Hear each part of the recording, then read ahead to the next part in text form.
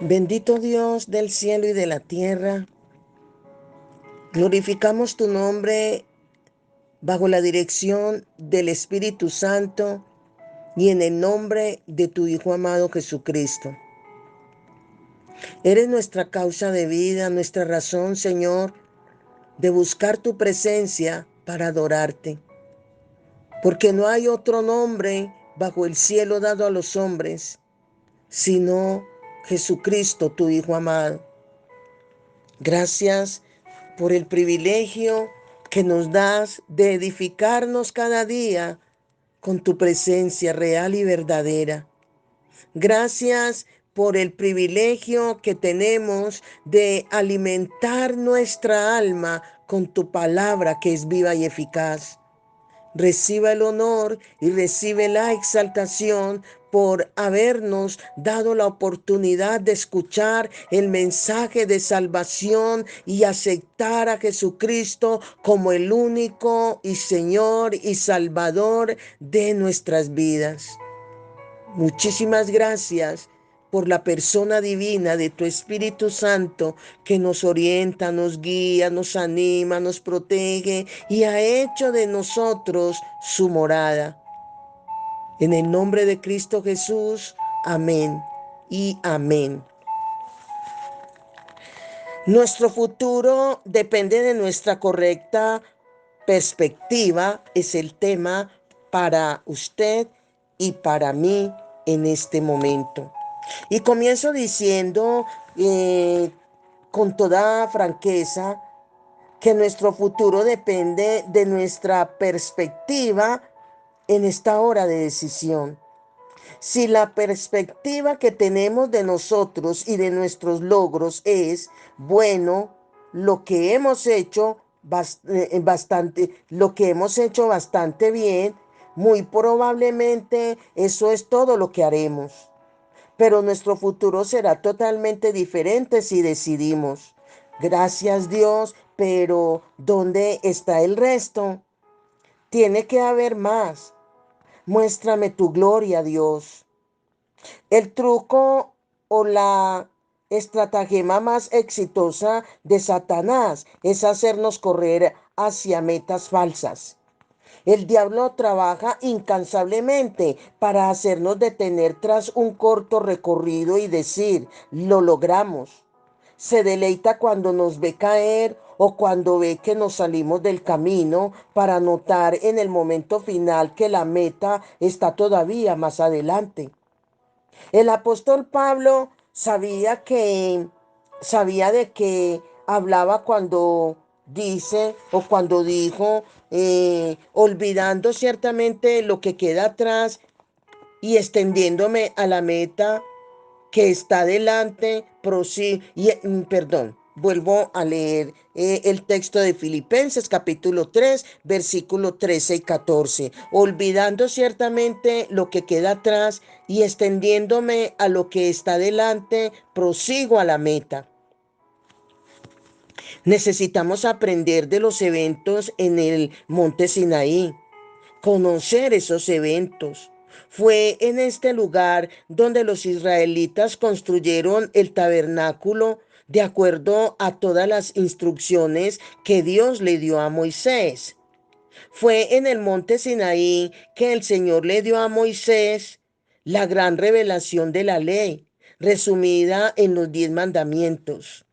Pero allí también tuvieron ocurrencia otras cosas de igual importancia.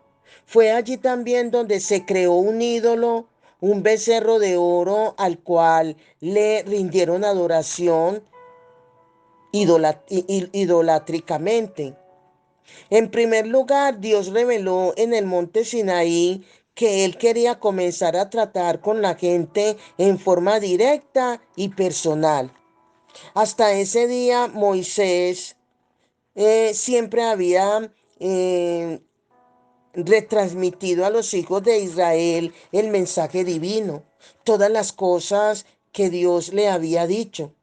Ese fue un tiempo de transición, un periodo en el cual Dios estaba diciendo, está bien, es tiempo de crecer. De ahora en adelante yo quiero hablar con ustedes como toda una nación de sacerdotes santos. Ya no quiero más intermediarios. Yo amo a Moisés, pero no quiero hablarles a través de él. Quiero tratar con ustedes directamente como mi nación y mi pueblo. Esa fue la expresión, en otras palabras, de Dios para el pueblo de Israel. Infortunadamente, los israelitas sufrían en ese entonces el mismo problema que muchos cristianos en el día de hoy. Hemos llegado a ser adictos de la unción, de la palabra del Señor entregada por intermediarios mediante la predicación y la enseñanza. Muchos de los creyentes en nuestras iglesias se han convertido en bebés lactantes, como ¿en qué sentido? En el sentido de que no desean otra cosa que sentarse en bancas acoginadas, en edificios con aire acondicionado y clima controlado, en donde alguien digerirá previamente lo que Dios tiene para decirles y se los entregará ya predigerido, es por decir. En otras palabras, le tememos a una indigestión espiritual causada por mensajes que no consideramos demasiado fuertes o que lo consideramos demasiado fuertes o ásperos para ser asimilados. Estómagos delicados no sirven para recibir verdades duras. La solución es el hambre y la desesperación por tener a Dios mismo sin intermediarios. Necesitamos orar y decir, Señor, estoy cansado o cansada de que todos los demás oigan de ti. ¿Dónde está la cerradura de mi cuarto de oración? Voy a encerrarme bajo llave hasta que yo mismo pueda oír también tu voz. Tomar una posición, una autoexigencia de escuchar a Dios. Le concedemos gran importancia a la lectura de la palabra y esto es en realidad muy importante. Pero necesitamos recordar que la iglesia antigua no tuvo lo que nosotros llamamos hoy el Nuevo Testamento hasta muchos años más tarde. Los primeros creyentes no tenían ni siquiera las escrituras del Antiguo Testamento, porque aquellos rollos costosos reposaban bajo la llave bajo llave en las sinagogas. Las únicas escrituras que tenían eran los versículos de la ley, de los salmos y de los profetas, los cuales habían sido transmitidos en forma verbal por los abuelos y abuelas a sus hijos y a sus nietos, y solo si estos eran creyentes judíos. Así que al fin de cuentas, ¿qué tenían? Ellos caminaban y hablaban con Dios en un grado tal de intimidad con Él que les era innecesario acudir a las empolvadas cartas escritas muchos años atrás. Tenían las frescas y recientes notas de amor de Dios escritas en sus corazones. El Espíritu Santo dice, miren, yo sé que es grandioso el hecho de haberlo sacado del pecado y que sus vestidos no se envejecen. Están viviendo en cierta medida de bendición y tienen mi presencia revelada cada día en la nube y en la columna de fuego. Sé que tienen un buen líder, pero lo que yo realmente quiero es esto, que crezcan, que maduren y quiero tenerlos cerca en un nuevo nivel de intimidad. En otras palabras, el Espíritu Santo era lo que expresaba al pueblo de Israel. Jamás ha ocurrido un avivamiento verdadero porque la gente lo busque como un fin en sí. Los avivamientos ocurren cuando la gente busca a Dios mismo. En nuestra presuntuosa forma de pensar hemos dicho, muy bien, vamos a tener un avivamiento. Si usted puede provocar un huracán, entonces tal vez pueda producir un avivamiento. Y si usted puede producirlo, entonces no es un avivamiento. Si puede contenerlo o controlarlo, tampoco lo es. Tenemos que darle el nombre correcto: un apetitoso helado, una serie de buenas reuniones con crema almirada, de predicación y cerezas de elocuencia humana por encima. Quizás nos encante hasta el punto de chuparnos los dedos al consumirlo, pero no es avivamiento. Tenemos que encarar el hecho de que hemos llegado a ser adictos de todas las cosas que hay y que se hacen en la iglesia, tales como los coros y la música. Pero estas cosas no son lo que Dios llama iglesia y tampoco son el verdadero avivamiento. Dios está cansado de mantener relaciones de larga distancia con sus hijos. Se cansó de ellas hace miles de años en los días de Moisés y lo tienen cansado en el día de hoy. En realidad, Dios anhela tener encuentros cercanos, relaciones íntimas con usted y conmigo. Él quiere invadir nuestros hogares con su presencia permanente, en tal forma que hasta un visitante sea compungido y comience a llorar y adorar en el momento en que cruce nuestras puertas. Aquí es de meditar, huir o entrar. Éxodo 20, 18 y 21 dice: todo el pueblo observaba el estruendo y los relámpagos y el sonido de la bocina y el monte que humeaba, y viéndolo el pueblo temblaron y se pusieron de lejos. Entonces el pueblo estuvo a lo lejos y Moisés se acercó a la oscuridad en la cual estaba Dios. Aquí es de nosotros poder decir que viva o que divina, más bien, que divina dicotomía o dicotomía. El uno entró, los otros huyeron. Entró Moisés, huyó el pueblo de su presencia. Dios llamó a su pueblo ¿a qué? A la intimidad. Y ellos cogieron por el otro camino, por el camino contrario, y le dijeron a Moisés: no hable Dios con nosotros para que no muramos. Éxodo 20, 19. Comprendieron que solo las cosas y las personas que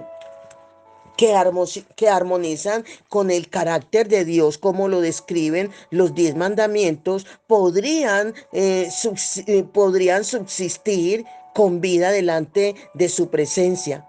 Con su acción de huir realmente estaban diciendo: mira, no queremos llegar hasta allá, no queremos vivir de esa manera, no permitas que Dios nos hable ahora.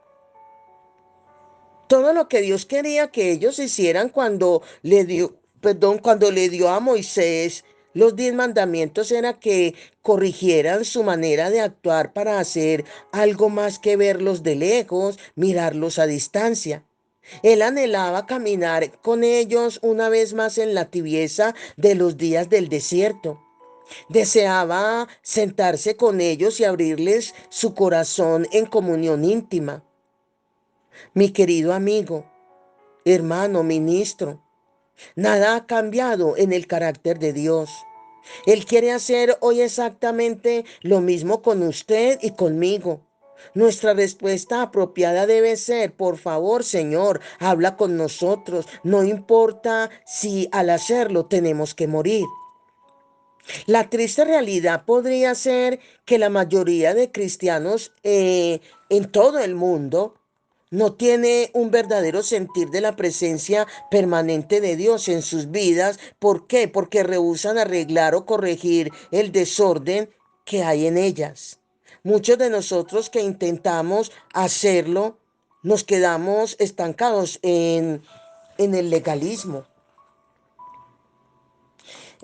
Cuando se oyen las pisadas del Padre, ¿qué podríamos decir? Cuando los israelitas le dijeron a Moisés que estaban temerosos, Él trató de explicarles, no tengan miedo, Dios solo trata de probarlos. Esos truenos y relámpagos les recuerda su tremendo poder para que eviten el pecado. Como pueden ver, lo único que Él quiere es que sean limpios de tal forma que puedan hablar con ustedes, que Él pueda hablar con ustedes. Éxodo capítulo 20 que dice, y Moisés les contestó, no tengan miedo, Dios ha venido para ponerlos a prueba y para que siempre sientan temor de Él a fin de que no pequen. ¿Sí? ¿No es sorprendente cuán poderosas e intimidantes parecían las pisadas de sus padres cuando en su niñez las escuchaban dirigirse hacia usted, especialmente cuando hacía algo indebido? Bueno, en esos momentos los israelitas escuchaban las pisadas de nuestro Padre Dios. El relato bíblico nos dice que el pueblo estuvo a lo lejos mientras que Moisés se acercó a la oscuridad en la cual estaba Dios. Éxodo 20:21. Qué cuadro patético, ¿verdad? El pueblo se aparta por un camino mientras que Moisés va por el otro diciendo, hey compañero, vengan acá. Es Dios y les dice, acérquense a mí. Él nunca ha hecho esto antes. Cuando yo estuve en la cima del monte, Él me permitió acercarme y ahora ha descendido porque quiere que todos nosotros juntos nos acerquemos a Él. Esta era la motivación de expresión de parte de Moisés al pueblo de Israel, que quería ver, sentir, escuchar a Dios, pero de lejos. Dios siempre comienza con el liderazgo y Moisés ya había entrado una vez aquella densa oscuridad en la cima del monte. En ese momento Dios quería que el resto de los hijos de Israel se unieran a Moisés delante de su presencia, pero en vez de hacerlo, ellos huyeron.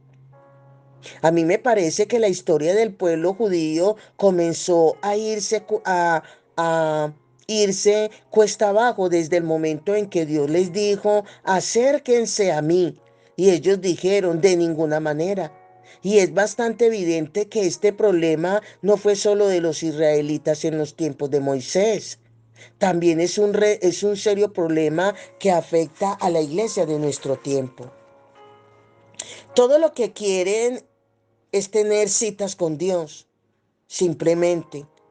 Hay algo en nosotros que nos atemoriza ante el compromiso de una verdadera comunión íntima con el Señor. En primer lugar, la intimidad con Dios requiere que pureza. Los días de diversión y de juegos en la iglesia, todo ese tiempo, esos días, esos momentos han pasado. ¿Qué es lo que quiero decir con esto de diversión y juegos? Si su definición de diversión es escaso compromiso y mucho ajetreo y emoción, entonces todo lo que usted quiere es flirtear o tener citas con Dios únicamente, sentarse nada más en la última silla con Él. Será necesario dibujar un cuadro para explicarlo. Dios está cansado de nuestro deseo de tener emociones con Él sin ponernos antes el anillo de compromiso. Algunos están más enamorados de los toquecitos cariñosos que de la gloria. Son adictos de qué? De la unción. Están encantados del sentir de ser bendecidos, recibiendo los dones como buscones o explotadores de Dios, satisfechos con chocolatinas, flores y joyitas, para que me puedan entender. La última vez que lo verifiqué, Dios buscaba una novia, no una amiguita de citas, una prometida, no un pasatiempo, en definitiva, alguien que quiera unirse con Él. Me temo que muchas personas en la iglesia se acercan a Dios para obtener sencillamente lo que más puedan de Él, sin ningún compromiso y sin dar nada a cambio. Dios le dice a su iglesia, yo no quiero este tipo de relación. Ahora bien, si quieren casarse conmigo, hagámoslo de la manera correcta, con un compromiso formal del uno hacia el otro. Buscamos y procuramos las emociones baratas, sin compromisos, pero el Señor dice, anhelo intimidad, relación, conocimiento. Como resultado de esa comunión íntima vendrá ¿qué? El avivamiento. El avivamiento es labrado o esculpido en la roca de granito del compromiso con el desposado. Los bebés siempre nacen como resultado de la intimidad. Es tiempo de acercarnos y tener una relación seria con Dios. Muy a menudo hemos pretendido ensillar antes de traer el caballo. Decimos, queremos un avivamiento y jamás mencionamos la intimidad. Buscamos el avivamiento sin buscar a Dios. Es como si una persona desconocida y extraña se le acercara a usted y le dijera, quiero tener hijos contigo. ¿Qué me dices? En realidad no te conozco y no estoy muy seguro si me gustas o no. Eso responderíamos. Desde luego no quiero saber nada de compromisos ni de matrimonio, pero quiero tener hijos contigo. ¿Cuál es su respuesta? Muchos líderes de la iglesia han escrito incontables libros sobre el tema del crecimiento de las iglesias, pero a veces el mensaje subyacente en los mismos es el crecimiento de de las iglesias sin lograr una relación con Dios no se da. Siempre procuramos encontrar atajos o desvíos o sustitutos cuando hablamos de qué, del requerimiento de la intimidad, de la relación. ¿Por qué razón? Porque lo que queremos es una buena cantidad de personas sentadas en las bancas de las iglesias para poder compararnos ventajosamente con cualquiera de las otras iglesias locales que existen en la ciudad, a nuestro alrededor. Los hijos en sí no constituyen ni hacen una familia. Ellos son el subproducto natural de una relación de amor y de intimidad en el matrimonio, ¿verdad? Hablando con franqueza, la mayoría de las iglesias de nuestro tiempo son el equivalente espiritual de una familia con una disfunción familiar. Presbíteros con un solo progenitor. ¿Dónde está papá? Lo que necesitamos buscar en realidad es una verdadera relación con Dios. Junte a un hombre y a una mujer que se aman juntamente, mutuamente y en la mayoría de los casos no tendrá que preocuparse si tendrán hijos o no. Estos son el resultado o la consecuencia natural de un proceso de intimidad. ¿Por qué es que los grandes avivamientos del último siglo no han ocurrido en suelo mundial? Yo creo que esto viene desde el tiempo cuando nuestras normas morales se vinieron abajo junto con nuestros niveles de compromisos. Pienso que la capacidad colectiva de nuestra nación para profundizar de veras su relación con Dios se refleja con exactitud en su factor recíproco u opuesto. Nuestra tendencia al aumento prodigioso y desenfrenado de los índices de divorcio y de matrimonios desintegrados es la causa. En otras palabras, hemos olvidado o dejado de lado como carente de importancia el perdido arte del compromiso con Dios. Al elegir apartarnos del rostro de Dios al pie de la montaña, cada uno de los demás compromisos en nuestras vidas comenzaron a deteriorarse y finalmente a derrumbarse. También es de meditar que los cristianos producidos en invernaderos no tienen raíces. ¿Cómo así? Es que la mayoría de los cristianos valga la repetición, son creyentes de invernadero. ¿Cómo así? De invernadero que florecen mientras sean guardados en un ambiente protegido y cuidadosamente controlado, lejos del temor, de la angustia o de la persecución. Dios no permita que pronunciar el nombre de Jesús nos resulte costoso. Pero una y otra vez hemos visto que si se toman estos cristianos de invernadero y se les ubica en el mundo real, en donde sopla el viento de la adversidad y cae la lluvia de las aflicciones, y si se tienen que soportar el sol quemante y la consiguiente sequía que él produce, descubren entonces que nunca desarrollaron un sistema de raíces en el invernadero. Allí es cuando se marchitan y dicen, yo no fui creado para esto. ¿Por qué? Porque pretenden estar allí guardados, protegidos y que nada les pase, que no hayan pruebas ni trato.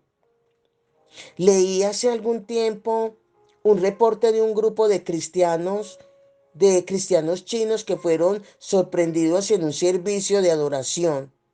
Los oficiales ubicaron en la mitad del pueblo un abrevadero o recipiente en donde se le daba a beber a los caballos. Allí obligaron a cada hombre y cada mujer en la congregación a orinar dentro de ese recipiente. Luego sumergieron al pastor en la orina, justo a la vista de todos ellos. ¿Sabe qué ocurrió? La congregación de esa iglesia se duplicó en apenas 2 semanas, y eso no fue por causa de su bonito santuario o por su dinámico grupo de adoración. No.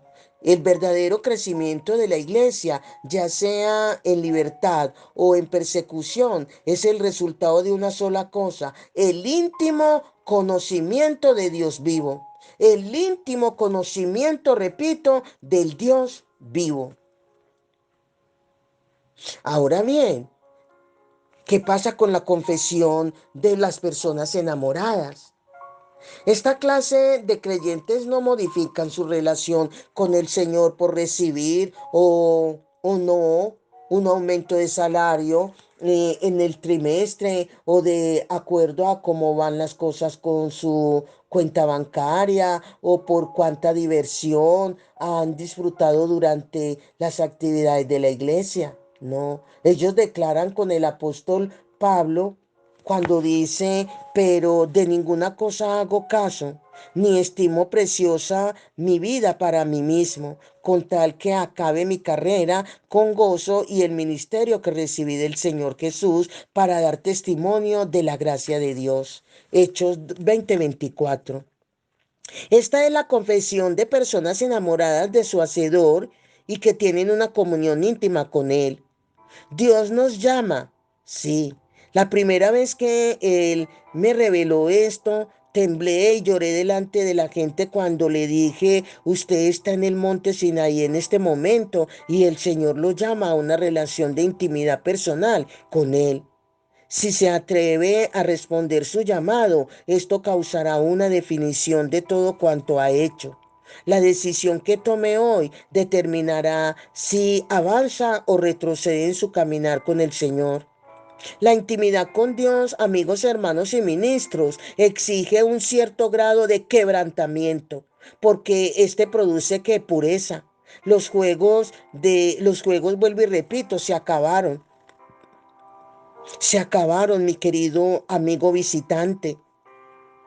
Él lo llama. Podrá ocurrir que rehusemos entrar en la nube de la presencia de Dios porque sabemos que Él va a escudriñar nuestros corazones y conocemos de antemano lo que va a encontrar allí. Tenemos que tratar no solo con nuestras acciones exteriores, también tenemos que hacerlo con nuestros motivos internos. Debemos estar limpios cuando nos acercamos a Dios, porque Él no puede revelar su rostro a una iglesia impura. podría ser destruida en un instante, ya en esa posición y condición de pecado. El Señor llama hoy en día a las personas que anhelan un verdadero avivamiento.